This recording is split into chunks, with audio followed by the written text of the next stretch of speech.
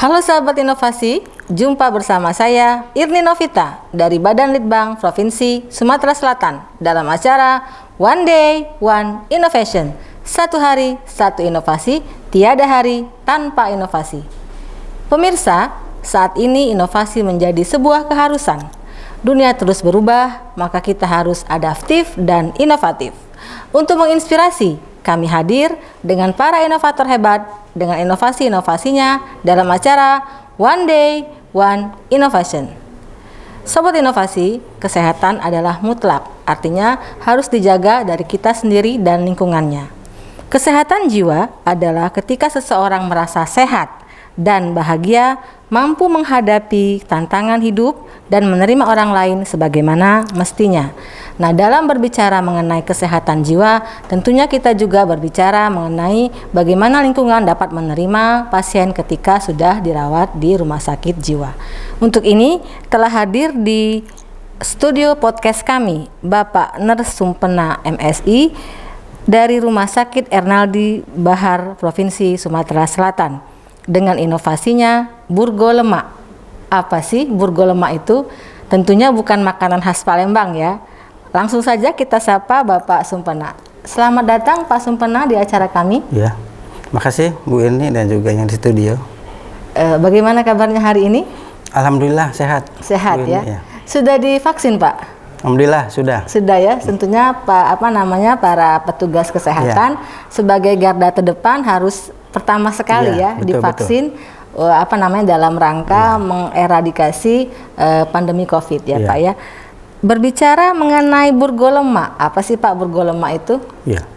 Yang terlintas nih pada saat Bapak pertama kali terinspirasi mengidekan inovasi ini. Nah, burgo lemak itu pada singkatannya bimbingan dan informasi jiwa untuk keluarga dan libatkan elemen masyarakat. Elemen masyarakat. Yaitu. Jadi kuncinya di burgo lemak itu di situ edukasi. Jadi ada komunikasinya, ada informasinya, dan juga ada edukasinya, mendidiknya di situ Bu Irni. Apa saja sih Pak yang tergabung dalam burgo lemak ini? Artinya ada berapa kegiatan atau berapa elemen yang dijadikan satu di dalam inovasi burgo lemak? Ya, masih. Untuk di burgo lemak itu kami di situ merancang ya disiplin keilmuan. Jadi di situ ada perawat jiwanya, ada psikiater, dokter ahli jiwa, ada psikolognya, ada pekerja sosialnya, dan juga di situ ada humasnya. Jadi itu satu tim work ya, kerja. Jadi dalam melaksanakan kegiatannya burgo lemak itu. Kegiatannya apa saja tuh? Ya, kegiatannya kalau di tahun 2019 terdiri dari FGD. Fokus grup diskusi ya, FGD, kedua ada juga dropping, home visit, dan pengabdian masyarakat. Kalau dititik beratkan di internal rumah sakit, khususnya untuk FGD itu keluarga pasien diundang. Oh, begitu. Umpamanya ada pasien yang dirawat di ruangan, diundang. Nah di situ kita FGD diskusi. Nah diskusinya itu di situ ada katarsis emosi. Jadi untuk mengungkapkan keluhan merawat anggota keluarganya yang dirawat di rumah. Jadi kalau dengan adanya FGD itu diskusi. Jadi antara keluarga satu, keluarga dua itu saling mengisi. Nah, kita sebagai leadernya atau sebagai fasilitatornya, kita di situ memfasilitasi. Nah itu nanti ada notulennya, ada dokumentasinya. Jadi kalau sudah ada rasa itu keluarga tuh jadi tidak sendiri. Ada keluarga lain yang anggota keluarganya yang menderita gangguan jiwa itu bisa di situ ada ungkapan. Jadi nggak dipendam dalam hati. Berarti saya itu di sini berarti nggak sendiri. Sama-sama. Itu juga dari Rumah Sakit Erma juga bisa mendukung kan. Itu FGD. Kemudian ada home visit Pak ya? Nah, kalau home visit itu kriterianya itu mohon maaf ya ada keluarga pasien yang dengan rumah sakit itu ada masalah. Contohnya si pasien itu baru pulang. Baru berapa hari masuk lagi. Itu kan perlu home visit. Digali ya. Digali ada apa di rumah gitu ya. Karena untuk perawatan dan untuk selanjutnya kalau umpamanya pasien pulang dari rumah sakit sampai di rumah itu kan di follow up tetap kan harus ada kontrol pulang lagi. Nah selama menunggu follow up kita 2 minggu itu kan di rumah itu apa lingkungan keluarganya, apa mendukung, lingkungan tetangga sekitarnya atau lingkungan secara luasnya. Baik. Bisa aja pasien merasa dikucilkan, pasien merasa nggak dihargai, atau pasien di rumah perlakuan dari keluarganya tidak bawa si pasien jiwa, dia disamakan dengan pasien yang lain kan. Kalau sudah pasien jiwa itu beda cara dia. Kalau menyuruh juga harus baik kan, nggak usah beda dengan antara pasien jiwa dengan kita yang sehat kan gitu. Ini itulah home visit. Jadi kalau home visit home visit itu sekaligus bisa kegiatannya dengan dropping. Ya, dengan dropping. Begitu. Kadang-kadang pasien yang dirawat, fenomenologis yang muncul itu pasien datang selama perawatan itu, mohon maaf saya bukan menginikan dengan keluarga pasien ya. Kadang-kadang keluarganya itu kita perlu dibutuhkan dari rumah sakit, HP-nya nggak diaktifkan atau secara itunya ya nggak bisa dihubungi. Nggak bisa dihubungi itu intinya. Jadi kan padahal pasien itu sudah boleh pulang. Dari DPJP-nya sudah boleh pulang. Betul. Jadi kalau lama-lama nanti kan jadi lama perawatannya. Betul. Kalau pasiennya bayar sendiri kan lama, itu kan bisa merugikan dari keluarga pasien. Biaya pengobatan perawatan menambah gitu. Jadi kalau sudah sehat, pasien dengan gangguan jiwa bisa pulang, artinya dari rumah sakit ada fasilitas mengantar. Diantarkan pakai ini di ambulan sesuai dengan SPO prosedur. Kalau home visit itu disiplin keilmuan seperti perawatnya, psikolognya dan psikiaternya bersama-sama ke rumah pasien sambil serah terima. Nah ini pasiennya dalam keadaan sudah tenang. Jadi keluarga di situ diberi pengetahuan, pengetahuan, knowledge-nya, skill dan attitude. Jadi pengetahuan, keterampilan dan sikap. Sambil diberi pengetahuan gimana cara merawat pasien di rumah. Jadi ada pendidikan kesehatannya pendidikan kesehatan biar si keluarga itu dengan rumah sakit ada saling kerjasama. Kan masih bukannya cukup butuh di situ, nanti kan kedepannya masih ada di follow up. Keluarga juga nanti bawa pasien untuk berobat ke poliklinik untuk kontrol. Kalau di Kota Palembang 2 minggu, kalau di luar Kota Palembang kabupaten itu dikasih 1 bulan, gitu. Nah yang keempat itu masyarakat Pak penglibatan masyarakat dan pengabdian masyarakat. Bisa dijelaskan Pak yang dengan pengabdian kalau masyarakat? Burgerlema itu intinya edukasi edukasi baik individu, baik keluarga, baik masyarakat luas, baik kita ini koordinasi dengan Dinkes Kabupaten. Gitu. Kita mau bergerak ke daerah berarti kita harus pendekatan dulu. Berarti itu ada kegiatan lintas sektor. Kita ketemu dengan Dinas Kesehatan khususnya dengan yang keterkaitan dengan bidang jiwa, kesehatan jiwa Kita diskusi, umpamanya kemarin saya ke Kabupaten Muba, kita diskusi apa sih kegiatan program di kesehatan jiwa untuk di Kabupaten Muba. Kan dia kan sudah punya perencanaan, planning untuk ke depan. Nah, kita dari Burgerlema, karena program Burgerlema itu kan program rumah sakit Ena di Bahar. Kita langsung ke daerah, kita sama-sama. Sama-sama, karena kan sinkronisasi. Sinkronisasi. Kalau dari rumah sakit dengan kabupaten kan beda untuk planningnya. Rumah sakit kayak saya dari inovasi gini, tapi kalau untuk di kabupaten bisa aja planningnya tidak sampai berbeda kan, makanya kita di-matchkan di situ. Nah, alhamdulillah itu kegiatan November sudah sudah ada izin, kita sama-sama bergerak di sana karena kan kita konsepnya kalau dengan kesehatan jiwa itu mari kita bekerja bersama. Karena menurut Undang-Undang Kesehatan Jiwa nomor 14 tahun nomor 18 2014 kan sama. Dari pemerintah pusat, daerah kita sama-sama untuk perkembangan kesehatan jiwa. Nah, untuk di Muba itu bulan November kita bergerak ke sana karena ini situasi pandemi Covid, kita mau bergerak juga kan. Kita harus ada protokol kesehatan.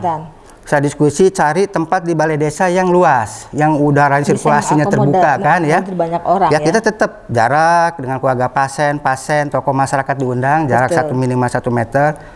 Sama pakai masker, cuci tangan, masuk periksa suhunya. Kalau sudah aman, baru kita ini dengan kegiatan. Itu di desa di Muba itu desa pertama desa Bayilangu.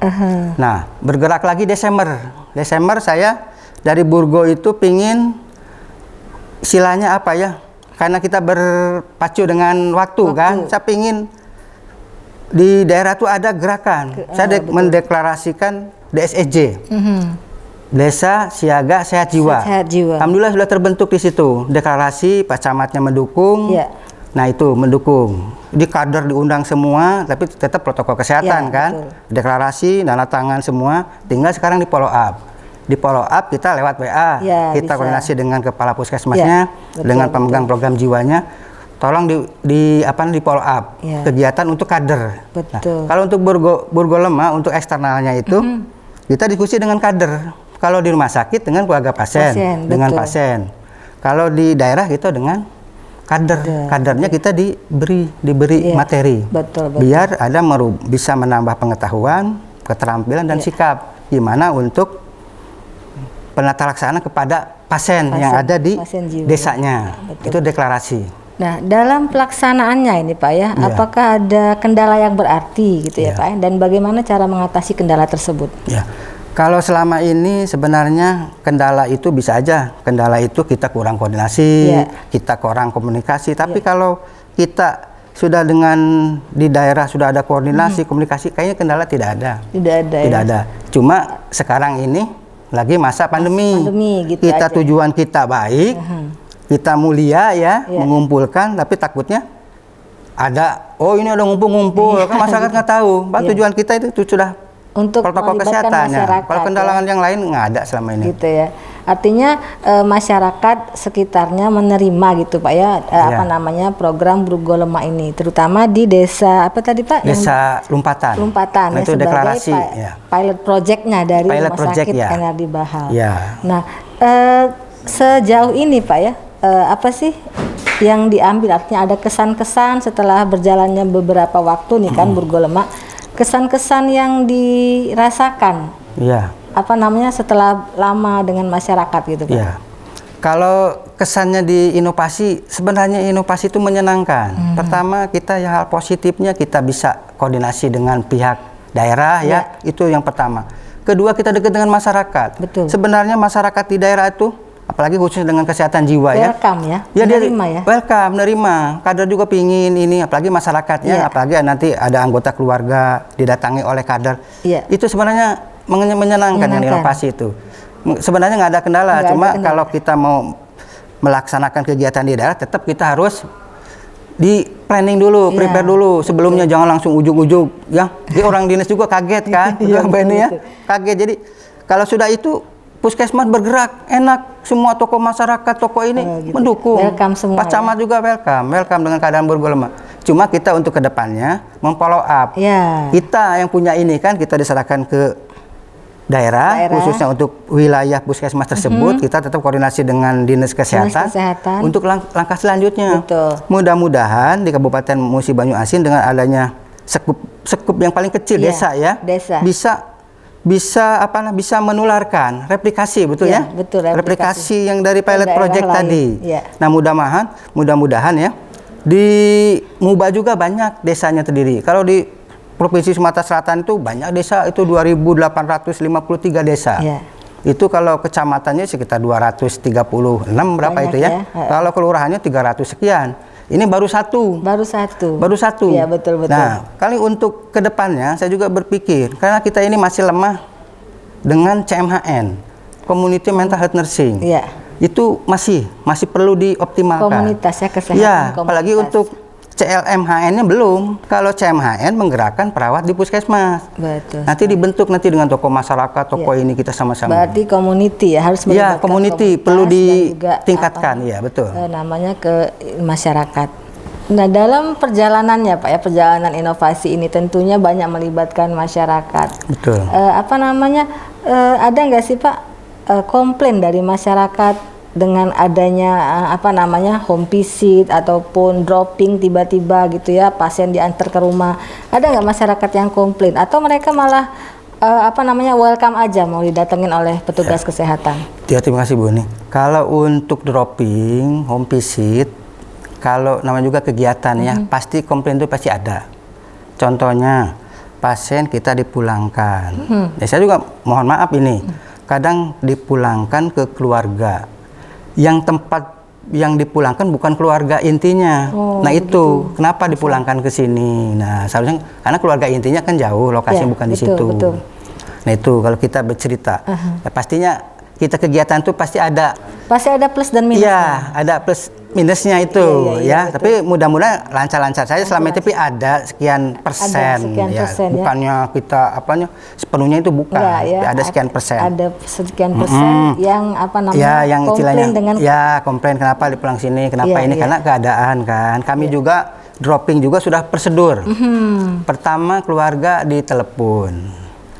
Keluarga disuratin, sudah 3 kali tidak ada ini, berarti kan keluarganya tidak kooperatif. Nah, baru kita dropping baik-baik, sampaikan sambil di situ ada home visit, dijelaskan tujuannya biar keluarga ada kerjasama dengan pihak rumah sakit. Intinya gitu Bu ini. Ya, betul. Intinya. Karena kita menjaga juga privasi pasien dan juga menjaga elektabilitas rumah sakit. Iya, tapi rumah sakit juga sama-sama ya. Betul. Nah, tentunya dengan adanya Burgo Lemak ini inovasi Burgo Lemak dari Rumah Sakit Ernaldi Bahar diharapkan nantinya angka kesehatan jiwa dapat meningkat ya Pak ya, dan betul.